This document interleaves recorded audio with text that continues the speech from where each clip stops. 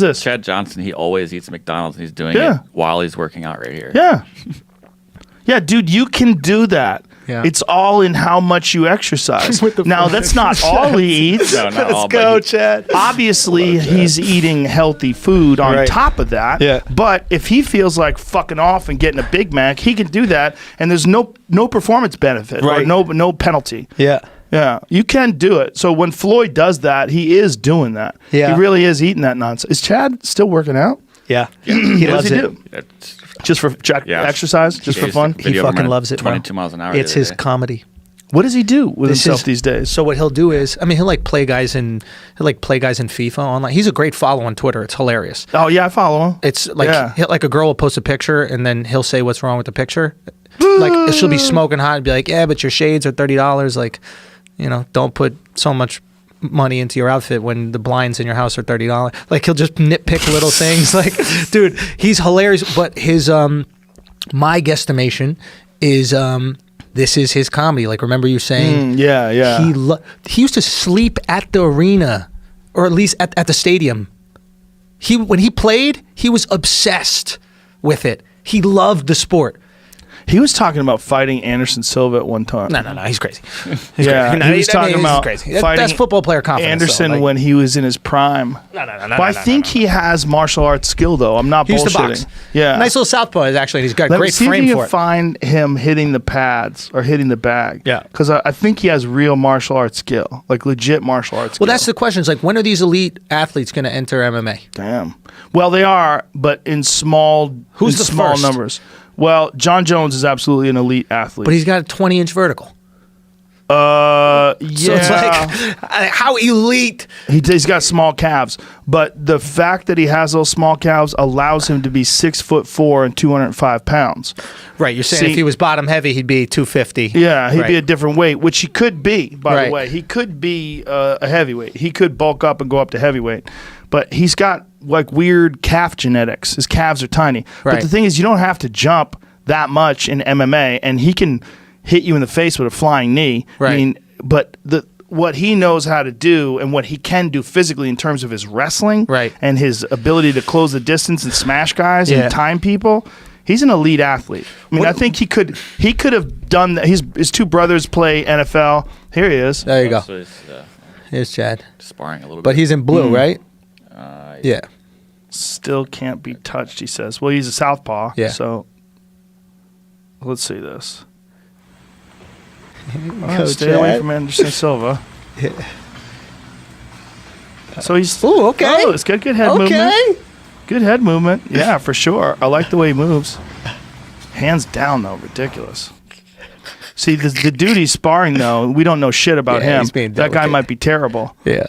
You know, I mean, the guy didn't once try to go to the body. He didn't duck in. You know, when someone's moving their head around like that, just smash their ribs. You go right after just the body. go after the arms. Yeah. Hit those arms. That's what they try to do with Floyd, man. Yeah, good luck. Good luck. No flaws in the game. No, That's no the thing. flaws. It's like, you can't point one thing. Right.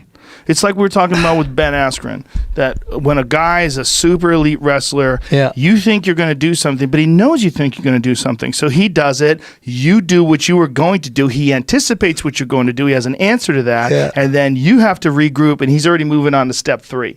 Like, there's too many steps that he's ahead of you. Can there be a guy like with him that you don't engage on the ground? Like, you just kind of jab, stay on the outside? Right. Does stay on the outside exist in MMA? Well, yeah, for sure. Look, Robbie Lawler almost took Ben Askren out in his last fight. And if it wasn't for Ben's mental toughness and his ability to endure punishment, most guys would have probably gone unconscious there. Yeah. But Stylebender, like a guy like Stylebender would be one of the worst fucking nightmares for a guy like Ben Askren. Because he's super difficult to take down. And on the feet, he's not going to do anything stupid. Right. You're going to move forward and try to grab a hold of him, and you're just going to eat knuckle sandwich after knuckle sandwich. And he's going to slowly chop at your legs. Whack! Yeah. And you're going to feel that low calf kick. Whack! You're going to feel the inside of your thigh. Shit. Yeah. You're going to try to walk off the pain. You'll switch stances because it starts to hurt. Whack! He recognizes you switching stances. He attacks the other leg. Now both your legs are fucked up. Yeah. And he comes down the middle with a knee to the solar plexus. Now you're hurting. Yeah. Trying to play it off. It's just a matter of, doing his game. In Stylebender's game, his game is keep the fight standing, right. Fuck you up. And then Ben Askren's, it's grab a hold of you, fuck you up. Right. Drag you to the ground, fuck you up. It's a matter of like who's better at the weak aspect of the other person's game. Right. Yeah. Yeah, how can I take advantage? Yeah, it's so crazy, and no one could be the best at everything. So like MMA math is a notoriously difficult thing to do. Like say if Jamie beats me, but I beat you, but you beat Jamie. Yeah, like that happens. But that's MMA math. It's crazy. But we always say that with like styles make fights. Yeah, exactly. But it doesn't work with Floyd. See, in boxing, that styles make fights only goes so far. With MMA, it's because the sport's more comprehensive because there's more skills, there's more different things happening. It's football compared to basketball. Maybe right. It's like there's more tools that can be used in here that can offset what's going on. Yeah. Whereas basketball, the Warriors are going to beat any team 4 out of 7 games. That's just going to happen. I don't know shit about basketball or football, so I'm just guessing. You could be a superstar. Like, there's no one position in football that can change the game. There's what about so the quarterback? many. No? I think a quarterback is overrated. And to be honest with you, I think the most important position is offensive, defensive line. Well, I'm always amazed at Tom Brady's body. How regular it is? Super regular. Super regs. Super regular. But they get it. That team gets it. They like I think Tom Brady's like 15th highest paid quarterback in the league. It's like right, but if you look at an elite athlete's body, right, I want to see a dude who's built like Kamaru Usman. Yes. The UFC welterweight champion. Yeah. That's an elite you look at him and you go, oh, Brady's not an elite athlete. Looks like a UFC champion. He's not an elite athlete. When you hit, greatest quarterback of all time. Whoa, Isn't can't that wait crazy? to see this guy without a shirt on. What does he look like? Your and father. You're like, that's my dad. You know what he looks like? A Tom. He looks like Tom Brady. It's exactly a guy what named the Tom fuck Brady. He looks like. Hi, he has Tom. his own body. Yeah, I mean, what makes that guy so special? That's the thing. It's like sometimes... Something's going on. Yeah, he's up here, and I think he's got a lot of it up here, and he works hard. It's like, sometimes the greatest aren't the great. Pull up a picture of him next to Kamaru Usman. you know what it is? It's like sometimes having all the natural tools is to your detriment. There he is. Look at that. Yeah, bro. Come on, son. Supple. Yeah, like a leopard. Yeah, he's ready. Yeah, Ben Askren's similar too. Yeah, he's got a little muffins. He's got a little muffin on him. Ben Askren's got even worse. Pull up a picture of Ben Askren. Why doesn't he come down and wait, Ben Askren? Because he doesn't want to. And he got it like that? I don't give a fuck. Yeah. He feels like he's so much better as a wrestler that everybody else is fucked. Give me an image. Yeah, go to Ben. like his abdomen. Yeah, look at that. I mean, he's got abs. He's got obviously hips underneath that. That's from ONE FC. He looks even worse now. Yet winning. Yeah, there he goes. I mean, that is not. That's Tom Brady, man. The ideal male combat body. You would think that's not what the ideal combat body looks like. But he'll fuck shit up. Yeah, there's a picture of him with Kamaru Usman there, but he's got a shirt on. Yeah, Usman is insane. Lucky for him. But like, there's just some guys that like. Okay, Francis Ngannou is a perfect example. Yeah. Some guys look like a destroyer. Yeah. They just look like a destroyer. Yeah. Ngannou is like 6'5", 200. He's maybe more than 6'5". Sometimes those guys, like I think you were saying it earlier about the jiu-jitsu, right? Like, and it's not just in this; it's in anything. It's like sometimes the guys with all the natural ability, they don't have the work ethic to be the greatest because it comes so easy. Yeah. It's like we all know comics that are like so funny hanging out. Mm-hmm. And they're okay on stage. Yep. And I think it's because comedy comes so easy to them.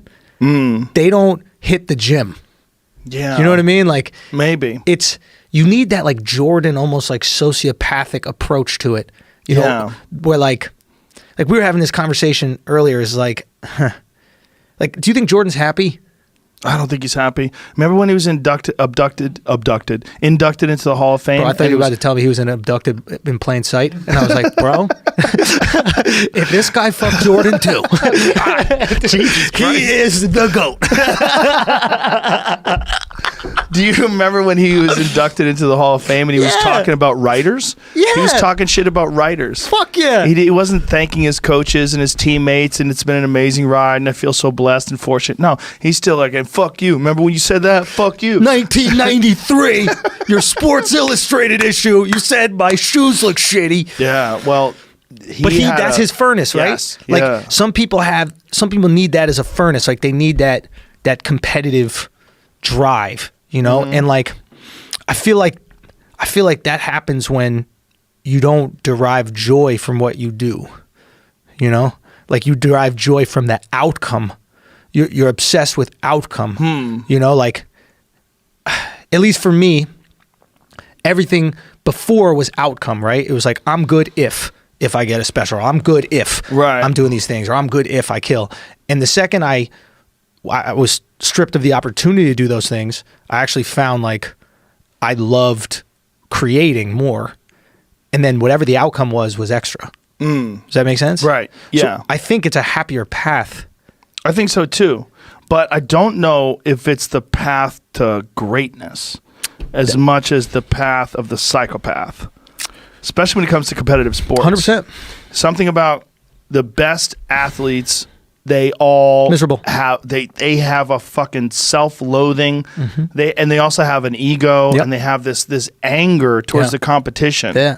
Like if you beat them, they would say that if you beat Jordan at a game of pool, anything, fucking hate you for 2 months. We're playing again. Yeah. But he needs it, right? Yeah. It's because he operates on I'm not good enough. And if I beat you, then he goes, all right, I was good enough. I don't even know if it's that he thinks he's not good enough. Is that he knows he can get you. Don't quit, motherfucker. I'm going to get you. But why does he need to get you? I don't know. He needs to because it's like he needs to confirm something. Maybe. Right? I need to confirm. It's constant confirmation. I need to confirm I'm that great. Yeah. Confirm. Where it's like... It's not that he doesn't believe he's great. It's that he wants to confirm it constantly. There's a little shadow of a doubt. Yeah. He's like, I'm great. He's walking around, I'm great. And there's a little voice in his head that's going, hey, you might not be that great. How about when he played baseball? That motherfucker wanted to prove. Yeah. You know the hardest thing in sports is hitting a baseball. Yeah. It's the hardest fucking thing. And he just jumped from basketball to baseball and people act like he was trash. He wasn't even that bad. He hit like 250. No. The baseball card I'm looking at says he was 302. No, that maybe one. But it might be for. That's for no. 185 out of 615 at bats. Bro, we're talking about the hardest thing in sports is hitting a fucking baseball. The fact that there's a bunch of rumors on why he even went into baseball in the first place, but like. It's that psychopathic mentality, thing, right? That's some the people say it's gambling. Some people say, there's a bunch of different things. I don't want to put out there because I don't know, but like, it's one of those. I think there is a balance, man. I think that you could. I think if you truly love what you do, like if you love the creative aspect, and then you have high standards for yourself, then you can achieve both. Yeah, I think that achieving quote unquote greatness, and living with misery, I don't think that's worth it. No. I don't think that's worth it for you. It's like you got one shot at this, man. Like this life, man, like you got one shot at it. Try to figure it the fuck out. And it takes time to figure the fuck out. But it's one of those things you can't even really explain to people. But if you can, I'm approaching this point in my life where like, yeah, I think I get it.